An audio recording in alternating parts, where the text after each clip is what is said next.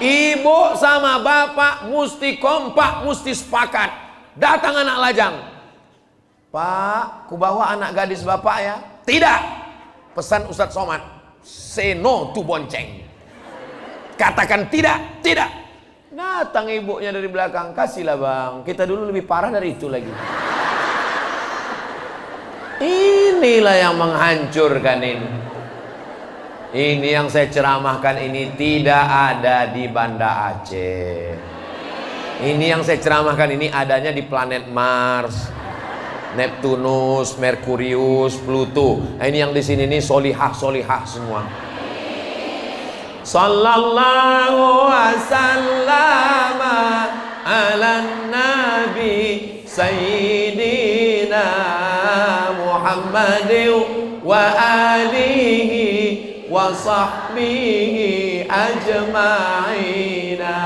Allah sallallahu wasallam ala nabi sayyidina Muhammadin wa alihi wa sahbihi ajma'ina. Bismillahirrahmanirrahim. Assalamualaikum warahmatullahi wabarakatuh.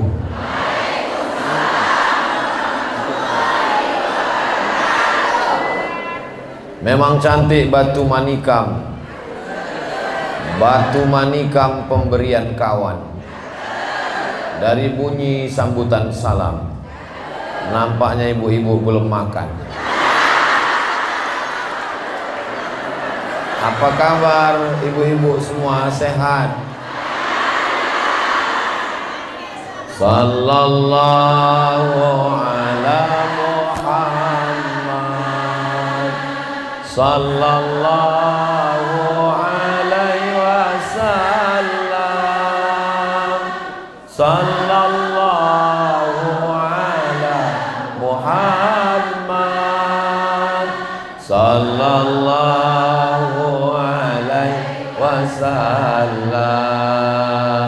Ya Nabi salam alaika, ya Rasul salam alaika, ya Habibi salam alaika, salawatullah alaika. Allahumma salli ala sayyidina Muhammad, Allahumma salli wa sallim wa barik alaihi. Saya mengawali dengan sholawat itu mau menguji kira-kira ibu ini kalau bersolawat suaranya melengking atau tidak. Ternyata suaranya nyaring melengking, menunjukkan mereka terbiasa bersolawat di rumah. Jadi kalau ibu-ibunya bersolawat, anak-anaknya itu pun insya Allah soleh.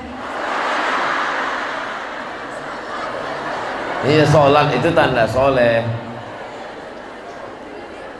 Sedang hamil bersolawat, mengandung bersolawat, suami mau minta kopi diaduk dengan solawat, sallallahu ala. Suami pun pas minumnya, apa sih rahasianya mama? Solawat. Ini dinyanyikanlah pula lagu Keong Racun. Keong Racun, kucing garong, selimut tetangga, cinta satu malam, pulang-pulang berbadan dua. Hancur dunia semua. Jadi Bumi Nangro Aceh Darussalam ini melahirkan perempuan-perempuan yang luar biasa. Cut Nyakdin dari mana? Aceh. Cut Mutia dari mana? Malahayati dari mana? Saya nanya tiga karena cuma itu yang saya tahu. Jadi perempuan-perempuan, makanya kalau ada perempuan di Aceh ini yang tidak hebat, baguslah pindah ke provinsi lain. Tema kita adalah peran muslimah dalam membentuk peradaban Islam. Nabi yang paling hebat menurut orang Yahudi, bukan menurut orang Yahudi, mereka mengakuinya. Dipukulkannya tongkatnya memancar 12 mata air. Idrib bi'asakal hajar, pukulkan tongkatmu, famfajarat min husnata asyrata aina. Dibawanya Bani Israel menyeberang dari Mesir menuju Palestina 600.000 orang. Beliau adalah Nabi Musa, tapi tidak ada satupun ayat di dalam Al-Quran bercerita tentang ayah Nabi Musa. Tak ada. Carilah dari surat Al-Fatihah, Al-Baqarah, Ali Imran, An-Nisa sampai ke An-Nas, tidak ada cerita tentang ayah Nabi Musa. Yang ada bercerita tentang wa auhayna ila ummi Musa, kami kirimkan ilham kepada ibu Nabi Musa, an ardi'i, susukan anakmu, fa in khifti alaihi, kalau kau takut anakmu dibunuh Fir'aun, fa alqihi fil yammi, hanyutkan dia ke sungai Nil. Wala takhafi, jangan takut, wala tahzani, jangan sedih, inna radduhu ilaiki, kami akan mengembalikannya kepadamu nanti, waja'iluhu minal mursalin, kami akan menjadikannya salah satu dari rasul kami. Jadi ceritanya tentang ibu Nabi Musa, namanya Yuhanif, pakai tha, Yuhanis nama ibu Nabi Musa. Dihanyutkannya lah anaknya itu ke sungai. Ibu tahu sendirilah sungai Nil. Nanti kalau mau tahu detail bagaimana cerita tentang sungai Nil, tanya sama alumni sungai Nil. Ini alumni sungai Nil, Tengku Padil Rahmi. Ini alumni sungai Nil, Tengku Nazarudin. Ini alumni sungai Nil, Tengku Muhammad Fadilah. Ini alumni sungai Nil, Tengku Riza. Ustaz Somad alumni sungai Siak. Dihanyutkanlah anak ke sungai Nil. Saya tak bisa membayangkan, nggak bisa saya membayangkan, saya masukkan anak saya Mizyan Hazik Abdillah, Sami Ahmad Misbahi Ibadillah, masukkan ke dalam kotak, hanyutkan ke sungai. Nggak bisa saya membayangkan. Kenapa? Karena saya tak pernah mengandung mereka. Mengandung 9 bulan 10 hari. Di Aceh ngandung masih 9 bulan 10 hari. Alhamdulillah. Inilah ibu nih, kita bertanya serius dia ketawa pula. Dikandung 9 bulan 10 hari, disusukan 2 tahun, tiba-tiba Allah mengatakan, hanyutkan anakmu ke sungai Nil. Sami'na wa ata'na, dihanyutkannya anak itu ke sungai. Begitulah hebatnya seorang perempuan. Laki-laki belum tentu bisa punya kekuatan seperti itu. Betul ibu-ibu? Betul kata mereka. Kami ini yang laki-laki ini kaum minoritas ini sekarang, berada di tengah kaum mayoritas. Makanya orang ini kan menunduk, agak-agak grogi ini orang ini semua. Begitu dihanyutkannya ke sungai Nil, ternyata ada yang mengawasi, mengamati kemana kira-kira kotak ini hanyutnya. Yang mengawasi, mengamati itu bukan kamera CCTV. Yang mengawasi juga seorang perempuan. Itulah dia kakak Nabi Musa alaihissalam. Kemana hanyutnya anak dalam kotak ini? Ternyata hanyutnya ke tempat pemandian seorang perempuan yang lama merindukan anak. Perempuan itu bernama Asia. Itu enaknya kalau ceramah di Aceh, orangnya nyambung. Asia sudah lama ingin punya anak. Ternyata Allah Ta'ala memberikan dia kemuliaan. Kau tidak perlu mengandung Asia, kau kasih seorang anak. Bahkan anak itu nanti akan jadi nabi. Anak itu bernama Musa. Kenapa Allah menjaga Asia? Karena Allah tidak ingin Asia yang solihah punya anak, terus anaknya lahir, ditanya orang, Asia, ya, ini anak kau, iya. Nama ayahnya siapa? Nggak enak kan? Ternyata Allah jaga rahimnya dari orang jahat. Yang menghanyutkan anak, perempuan. Yang mengawasi kemana anak itu hanyut, perempuan. Dan yang menemukannya juga perempuan. Ketika itu mereka sedang mandi di Sungai Nil. Dayang-dayang dipanggil. Yang manggil dayang kan. Itu ada kotak hanyut. Coba kau cek dulu. Pas dicek, ditengok ada bayi. Pas dibuka penutupnya, terkejut dayang-dayangnya. Wow, amazing. Ternyata ada sesosok bayi dibawa ke istana Firaun. Begitulah cara Allah menyelamatkan. Yang menyelamatkan Nabi Musa itu adalah Allah, tapi melalui 3 orang perempuan. Ibu, kakak, dan ibu angkat. Saya punya ibu angkat. Dari tahun 90 sampai 95 saya tinggal di rumahnya di Medan. Apa bedanya ibu kandung dengan ibu angkat? Ibu kandung itu melahirkan saya dari rahimnya. Ibu angkat saya melahirkan saya dari hatinya. Sampai hari ini kalau saya mengirimkan Al-Fatihah, saya kirimkan dua-duanya. Ibu yang baik, yang luar biasa. Makanya kalau melihat ibu-ibu, saya sekarang ini tidak sedang menceramahi. Saya sedang merasa bercerita dengan ibu-ibu saya.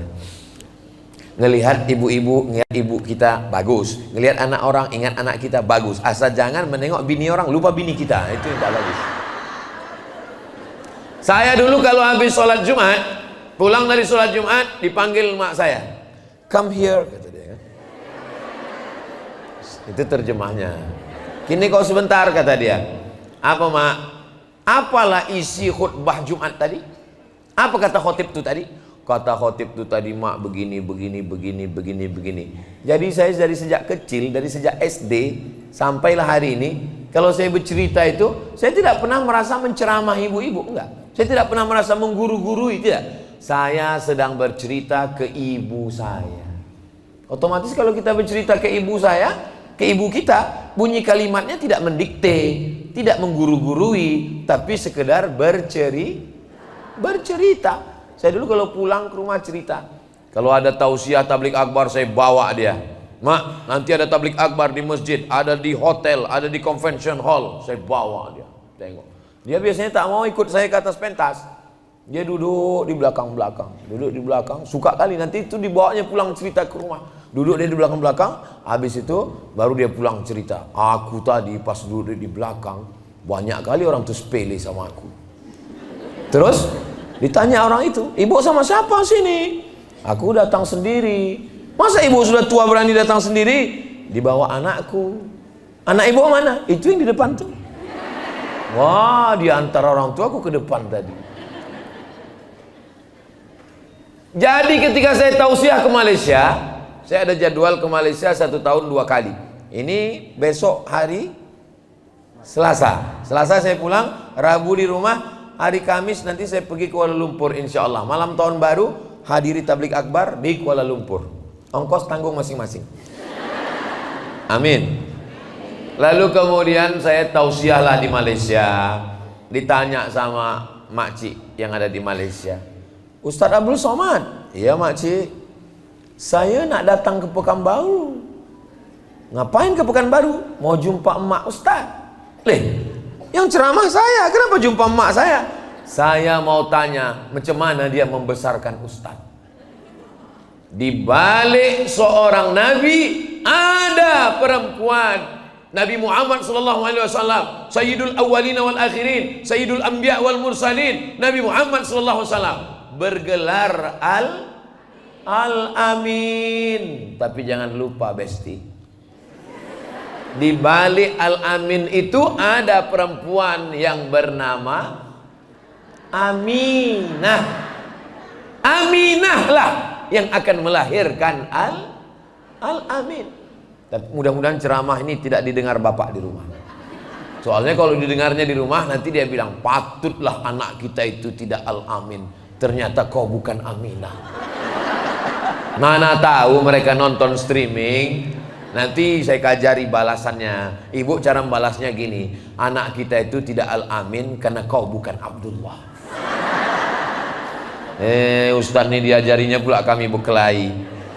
Tujuannya baik semuanya. Jadi kalau ibunya Aminah, Aminah adalah perempuan yang menjaga amanah, insya Allah anaknya Al-Amin. Orang-orang yang menjaga amanah, menjaga matanya, menjaga telinganya, menjaga pikirannya, menjaga hatinya, menjaga lisannya, menjaga langkah kakinya. Mudah-mudahan anak-anak kita semuanya soleh dan solihah. Nabi Muhammad SAW, di balik Nabi Muhammad ada Aminah, ada Khadijah, ada Aisyah. Kenapa mesti Aisyah? Khudhu nisfa dinakum min Humaira. Ambil setengah agamamu dari Aisyah. Dari mana kita tahu tentang Nabi mandi, tentang Nabi wudhu, tentang Nabi istinja, tentang Nabi bersuci? Hadis-hadisnya diriwayatkan oleh perempuan. Jadi kalau ada orang mengatakan, Ustaz Somad, agama Islam itu tidak adil, agama Islam itu diskriminatif, kenapa perempuan itu tidak pernah ditampilkan? Perempuan itulah yang paling hebat. Kisah-kisah dalam Al-Quran selalu bercerita tentang perempuan. Tapi kenapa perempuan mesti ditutup? Kenapa perempuan mesti pakai baju panjang? Kenapa perempuan mesti pakai gamis? Kenapa perempuan mesti pakai jilbab? Orang begini ini mesti diajak ke pasar, suruh dia nengok semangka. Ada semangka yang dibuka, dikupas, dipotong, diletakkan di pinggir jalan, kena debu. Lalu yang satu lagi semangka yang ada di dalam etalase kaca, di dalam mall, di dalam supermarket. Kira-kira yang harganya mahal, yang terbuka apa yang tertutup? Yang tertutup itulah yang mahal, bodoh. Bilang itu. Itulah mengapa umat Islam ini tertutup. Datang seorang perempuan dari Yaman, presentasi di Amerika. Dia tertutup, kepalanya tertutup, badannya tertutup, pakai jilbab, pakai hijab, diajak sama orang Amerika. Kami adalah bangsa yang berperadaban. Kenapa? Karena kami membuka semuanya. Kami masyarakat yang terbuka, masyarakat berperadaban. Senyum perempuan dari Yaman nih. Apa kata dia? Kalau standar peradaban karena terbuka, berarti monyetlah yang paling berperadaban. Karena monyet yang terbuka kan? Sekarang banyaklah orang pakai baju yang belum selesai dijahit udah dipakai. Resleting belum dipasang udah dipakai. Kecuali di Nangro Aceh Darussalam. Makanya ini Ustaz Somad ini kalau ceramah mentang-mentang di Aceh, dilambung-lambungkannya Aceh. Ini fakta saudaraku sekalian. Cobalah naik pesawat ke kemanapun pergi naik pesawat. Beda kalau pesawatnya ke Nangro Aceh Darussalam. Kenapa? Karena kalau sudah pesawat dari Medan ke Aceh, semua pramugari pakai jilbab. Tuh, tengoklah di mana-mana. Ini tidak ada di tempat lain. Ah, ini semua. Saya sempat heran juga tadi. Ini kok ada yang tak pakai jilbab? Rupanya anak laki-laki.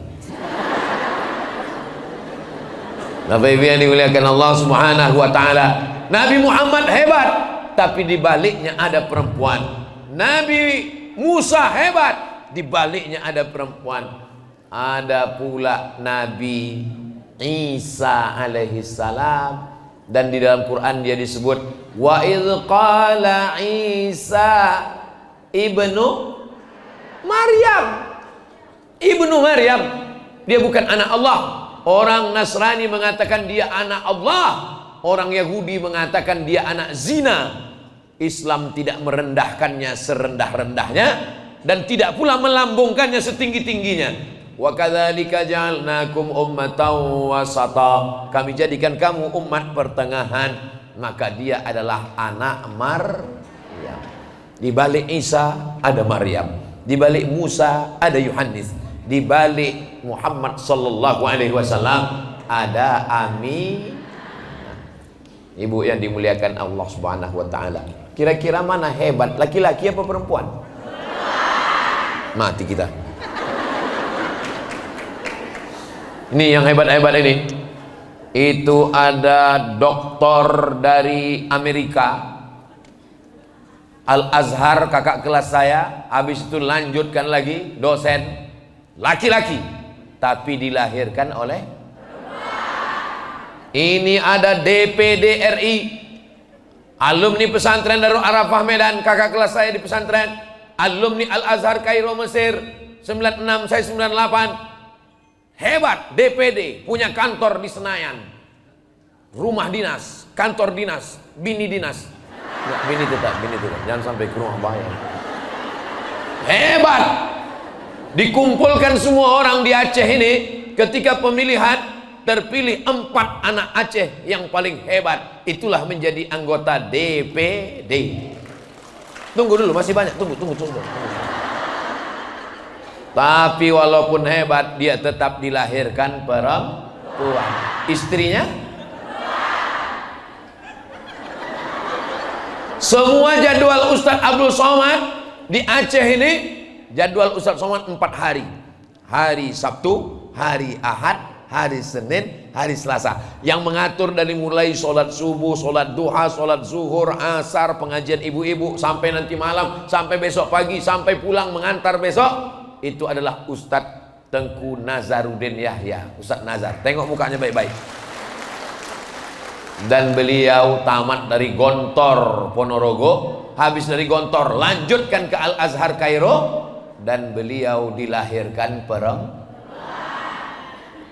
Ini Ustadz Muhammad Fadilah, adik kelas saya, ketua Ikatan Alumni Timur Tengah. Seluruh alumni Timur Tengah, anak Aceh yang belajar ke Yaman, yang belajar ke Maroko, yang belajar ke Aljazair, yang belajar ke Sudan, beliaulah ketuanya. Ustadz-ustadz yang ada di Aceh itu anak buah dia semuanya, termasuk saya. Dan beliau dilahirkan oleh perempuan. Nih, S1 Al-Azhar, S2 ke Jerman, S1 Mesir, S2 Jerman, S3 Australia. Tetap dilahirkan perempuan. Kira-kira yang laki-laki yang hebat ini, ada yang dilahirkan bencong. Man ala salasa banatin, siapa yang merawat, menjaga, memelihara 3 anak perempuan, fa'addabahudna, dididik dengan baik, wa zawwajahunna, nikahkan dengan orang baik-baik, wa ahsana ilaihinna, buat baik sampai mati, falahul jannah, maka surgalah baginya. Hadisnya sahih. Ibu yang punya anak perempuan 3 orang angkat tangan. Oh, udah masuk surga, udah dapat tiket surga semua. Hadis sahih. Man ala salasa banatin, siapa yang punya 3 anak perempuan, fa'addabahunna, dididik dengan baik, wa zawwajahunna, dinikahkan dengan orang baik, wa ahsana ilaihinna, buat baik sampai mati, falahul jannah, maka surgalah baginya. Datang sahabat Nabi, ya Rasulullah, aku cuman punya anak 2. Kata Nabi, yang punya anak 2 perempuan pun juga masuk surga. Yang punya anak 1, pulang dari sini tambah 1 lagi.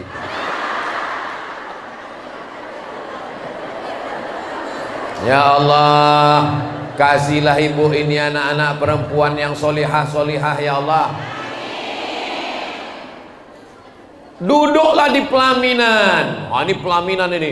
Pelaminan anak laki-laki, anak perempuan duduk di pelaminan. Bapak sama ibunya sebelah, mempelai laki-laki, mempelai perempuan. Menangislah ibu. Ustadz Somad naik ke atas. Barakallah lakuma wa baraka alaikuma wa jama'a bainakuma fi khair. Ibu itu pun menangis. Ibu, kalau nanti acara menikahkan anak, waktu duduk di samping itu jangan menangis. Kenapa jangan menangis? Karena kalau menangis bedaknya luntur. Terus pas nangis itu tentu ngambil tisu kan? Ngambil tisu gini-gini, beralih halus matanya. Tamu semua yang naik atau gitu.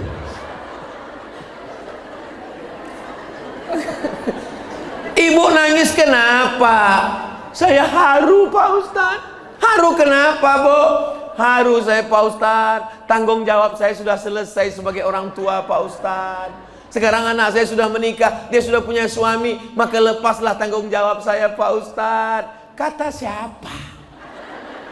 Siapa yang bilang kalau anak itu sudah nikah tanggung jawab jadi lepas? Ustadz mana yang bilang menikah anak hari ini dipestakan di convention hall. Seminggu setelah pulang bulan madu, tiba-tiba jilbabnya terbang, bajunya melayang, rambutnya macam sarang tawon, antingnya 13, hidungnya beanting, bibirnya beanting. Selama ini diajarkan kalau datang ke rumah cium tangan, apa kabar mama? Tiba-tiba pulang ke rumah, hai guys. Ibu diam atau mengajar dia? Tapi dia sudah punya suami. Tengok, inilah Cut Nyak-Din dan Malahayati. Nggak ada istilah diam, nggak ada istilah diam. Ma, aku dandananku begini sekarang, terserah kau Lana. Yang penting kau masuk neraka jahanam. Nggak ada. Ibu mesti ngomong, panggil suaminya itu, dudukkan sini, sini kau setan. Ini kau dulu datang meminang anak gadisku ini, kau datang pakai peci kan, kau datang bawa keluarga. Sekarang setelah nikah, kau bawa anakku, jilbabnya terbang, baju panjangnya melayang, hutan dandannya begini. Kenapa kau bisa begini? Begitu. Makanya cari menantu itu mesti ada fit and proper test. Buat nanti ketua tim penerimaan Tengku Nazar, ketua tim seleksi administrasi Tengku Fadil Rahmi, ketua seksi penerimaan yang lain-lain, baru tim penguji dari luar Abdul Somad. Saya menguji nanti. Saya tanya, kau mau jadi menantu ibu ini? Berani kau nikah sama anak-anak ibu ini? Aku aja nggak dapat, saya bilang. Tapi ibu yang dimuliakan Allah Subhanahu wa taala, maka kalau anak perempuan dididik dengan baik, insya Allah. Ibu yang merasa bosan dengan anak perempuan, aku muak kali nengok anakku ini Pak Ustadz, suntuk kali aku nengoknya. Itu adalah anak perempuan yang dirindu-rindukan, yang diimpi-impikan sama orang yang tak punya anak perempuan. Siapa itu? Aku. Saya kan tak punya anak perempuan. Hah? Ustadz Nazar pun juga tak punya anak perempuan. Tengku Fadil Rahmi dikirimnya anak perempuan sematawayang satu kan? Satu-satunya anak perempuan. Kalau sayang sama anak perempuan, bukan diletakkan celak ketiak. Padahal dia bisa buatkan kamar yang besar, pakai AC, pakai TV besar, pakai remote control, pakai wifi. Tapi dia mendidik anak tak begitu. Dikirimnya anaknya ke pesantren Gontor 7 di Pekanbaru Riau. Nah, ini Tengku Fadil Rahmi. Maka ibu kalau sayang sama anak, terbang kau sejauh mata memandang. Di hari petang kau akan pulang. Saya orangnya tidak mendikte. Saya nggak nanya, anak ibu di mana? Anak ibu di mana? Itu bukan gaya saya. Saya hanya mengajak saja. Yang mau alhamdulillah. Saya tak ada anak perempuan, tapi keponakan saya perempuan. Adik saya laki-laki, anaknya perempuan. Kau keponakanku mesti masuk pondok. Kalau kau tak masuk pondok, ku pecat jadi keponakan. Kenapa Ustaz tegas dengan anak perempuan? Karena kami laki-laki ini tidak sanggup mengontrol 24 jam. Ini sekarang saya ke Aceh 4 hari. Seandainya dia di rumah, takut dibawa orang, dibonceng orang, minuman nanti disuntik dari bawah, dikasih minum, mabuk dia.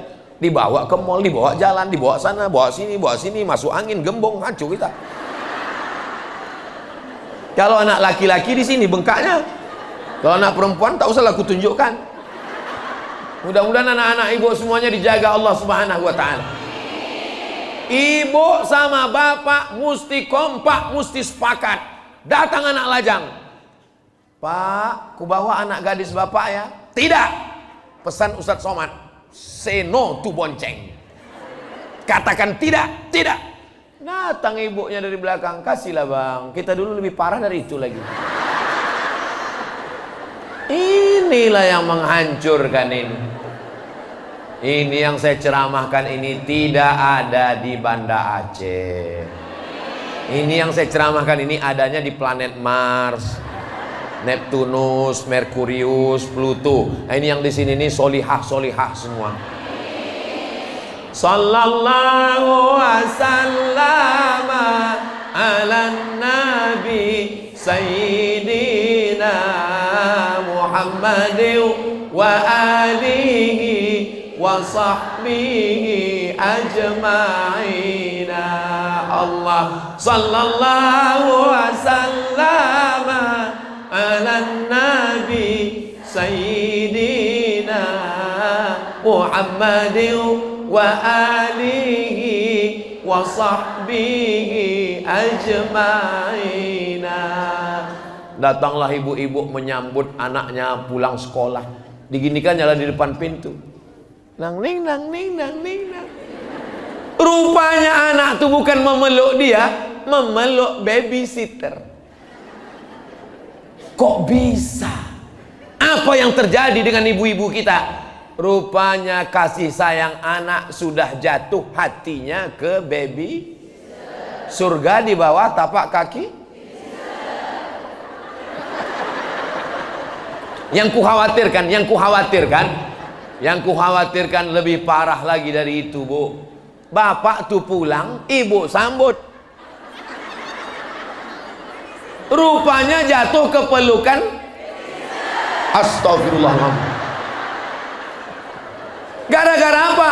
Gara-gara ibu berpikir, Bang, di kulkas kan ada jus. Bang, buat teh kan air panas ada. Bang, itu kan sudah dimasakkan simbok. Bang, itu kan sudah ada. Ibu berpikir sederhana. Cabenya kan sama, ayam tangkapnya kan sama, gulanya kan sama, bukulahnya kan sama. Tapi rasanya beda, guys. Beda. Air panasnya sama, merek tehnya sama, gulanya sama. Yang beda apanya? Contoh, ini air tehnya sama, gulanya sama, kompornya sama. Sekarang rasanya bisa jadi beda. Kok beda? Cara penyajiannya. Coba saya sajikan. Minum ya sayang, buah hati belayan jiwa, siang dan malam terbayang-bayang. Beda sama? Minum kau, mau minum terserah, mau tidak pun tak apa-apa, terserah kau lah. Aku pun udah muak kali ngurus kau, udah minum terserah kau. Itu seketika yang manis itu berubah menjadi bukan cuma berubah menjadi pahit, berubah menjadi asam. Bukan cuma berubah asam, jadi asam sulfat.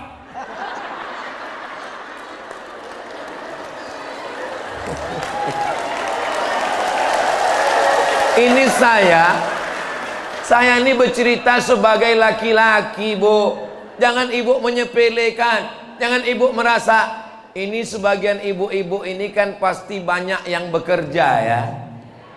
Ibu boleh bekerja, tapi jangan waktu yang habis itu sampai tak tersisa untuk suami dan anak. Ibu berangkat pagi, sempat-sempatkan masak nasi goreng, sempatkan. Walaupun yang masak bukan ibu cuma 2 kali sendok aja.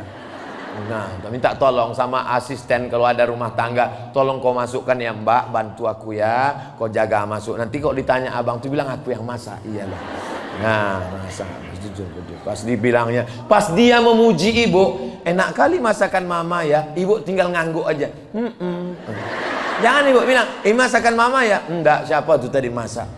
Apalah salahnya bilang iya, kan ibu ikut juga tadi masak. Itu. Lalu kemudian setelah itu berangkatlah ibu bekerja di kantor. Jam berapa masuk? Jam 8, jam 9, jam 10, jam 11, jam 12, jam 1, jam 2, jam 3, jam 4. Pulang ke rumah macet. Akhirnya sampai ke rumah jam 6. Jam 6 mandi bersih-bersih, sholat maghrib. Habis sholat maghrib berzikir baca Quran. Akhirnya bisa duduk bersama jam 8, 9, 10, 11. Dengan suami 3 jam, dengan laki orang 8 jam. Lebih lama-lama sama laki orang apa sama laki sendiri? Waspadalah. Berawal dari rasa nyaman, akhirnya curhat, makan bersama, tukar-tukaran nomor, cerita tentang pasangan. Kenapa kau ngobrol sama dia? Kenapa kau curhat sama dia? Dia udah macam abangku, dia udah macam papaku, dia sudah macam ayahku. Berawal dari macam, berakhir dengan macam-macam. Saya tak jahat.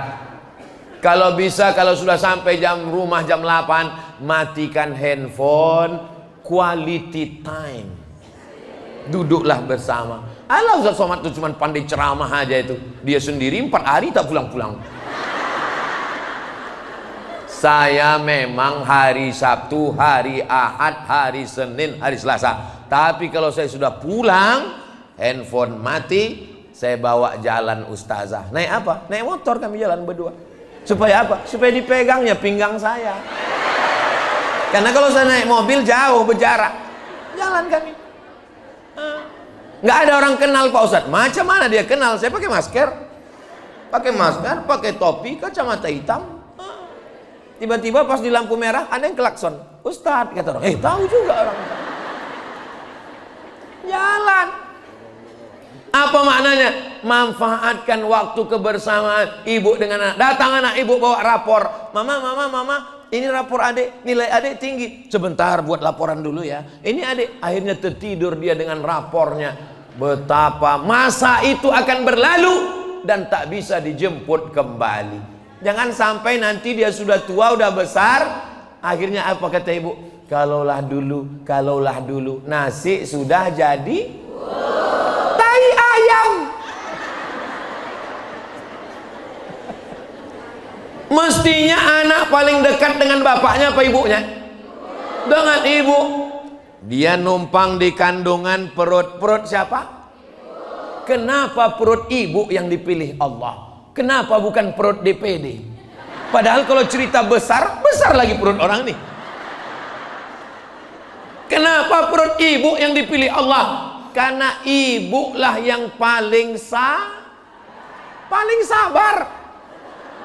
Ibulah yang dipilih Allah untuk menanggung wahnan ala wahnin. Paling sabar. Coba kalau laki-laki disuruh hamil. Kutinju kok nanti gitu dia. Tapi kalau perempuan apa kata dia? Sayang. Begitulah kasih sayang perempuan. Jadi ibu adalah makhluk pilihan Allah Subhanahu wa ta'ala. Ya Rasulullah, izinkan aku perang. Aku mau masuk surga. Siapa yang mati jihad masuk surga. Alaka min ummin? Mak kau masih hidup? Ya. Ada mak kau di rumah? Ada. Apa kata Nabi SAW? Urus tapak kakinya fathammal jannah. Kau urus di sana ada surga. Maka keluarlah ungkapan al jannatu tahta aqdamil ummahat. Surga di bawah tapak kaki ibu. Yang punya ibu yang masih ada hidup di rumah, pulang dari sini beli makanan kesukaannya, beli kain kesukaannya, beli pakaian kesukaannya, jenguk dia di rumah nanti malam, peluk badannya, cium tangannya, gosok-gosokkan kaki lututnya. Karena itulah keindahan. Kalian tidak merasakan kehilangan sampai nanti dia diambil Allah Subhanahu wa ta'ala. Kalau ibu sayang sama anak ibu, kalau ibu sayang dengan emak ibu, insya Allah anak-anak ibu pun juga nanti akan berbakti kepada ibu, insya Allah.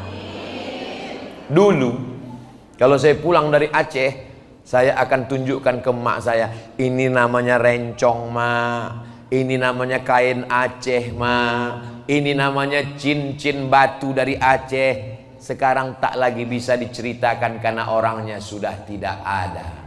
Maka ibu, buatlah anak itu jangan sampai putus kontak. Ustadz, ini anak saya ini curhatnya sama pacarnya, sama kawannya di kampus.